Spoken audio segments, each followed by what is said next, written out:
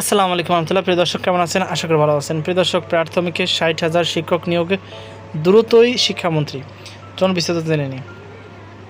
প্রিয় দর্শক, শিক্ষা এবং প্রাথমিক ও গণশিক্ষামন্ত্রী ডক্টর আ.ন.ম এহসানুল হক মিলন বলেছেন, প্রাথমিকে 32,500 প্রধান শিক্ষক পদের মামলা জটিলতা নিরসনের চেষ্টা চলছে। খুব দ্রুতই প্রাথমিক বিদ্যালয়ে প্রায় 60,000 শিক্ষক নিয়োগের প্রক্রিয়া শুরু হবে।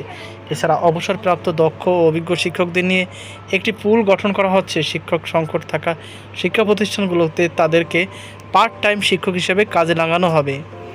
বুধবার 15 এপ্রিল সকালে জালালাবাদ গ্যাস মিলনায়তনের সিলেট মাধ্যমিক ও উচ্চ মাধ্যমিক শিক্ষা বোর্ড আয়োজিত আসন্ন এসএসসি ও সমমান পরীক্ষা 2026 উপলক্ষে সিলেট অঞ্চলের কেন্দ্র সচিবের সঙ্গে এক মতবিনিময় সভায় প্রধান অতিথির বক্তব্যে তিনি এসব কথা বলেন।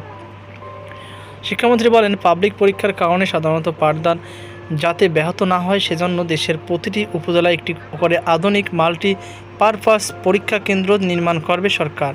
বিদ্যমান পরীক্ষা পদ্ধতির কারণে শিক্ষার্থীদের জীবন থেকে মূল্যবান 2 বছর ঝরে যাচ্ছে, যা ডেমোগ্রাফিক ডিভিডেন্ড অর্জনে বড় বাধা। তিনি বলেন, মানসম্মত শিক্ষা নিশ্চিত করতে সরকার শিক্ষা খাতে জিডিপির 5% বরাদ্দ দেওয়ার লক্ষ্য নিয়ে কাজ করছে। আমরা শুধু অবকাঠামো উন্নয়ন নয়, বরং শিক্ষার গুণগত মান ও সংস্কার গুরুত্ব দিচ্ছি। প্রতিটা ক্লাসরুমে সিসি ক্যামেরা স্থাপন করা হয়েছে যাতে পাঠদানের মান নিশ্চিত করা যায়। আমি সংসদ সদস্যদের অনুরোধ করব, আপনারা নিজ নিজ এলাকায় স্কুলের সিসি ক্যামেরা কোড নিয়ে স্মার্টফোনের মাধ্যমে তদারকি করবেন। নকলের বর্তমান ধরন সম্পর্কে সতর্ককারী তিনি বলেন, এখন আর আগের মতো সনাতন পদ্ধতিতে নকল হয় না, এখন ডিজিটাল নকলের ভ্যারিয়েন্ট এসেছে। শিক্ষক যদি ক্লাসে না পড়ান তবেই শিক্ষার্থীরা নকলের আশ্রয় নেয়। তাই মানসম্মত শিক্ষার মাধ্যমে এই ব্যাধি দূর করতে হবে।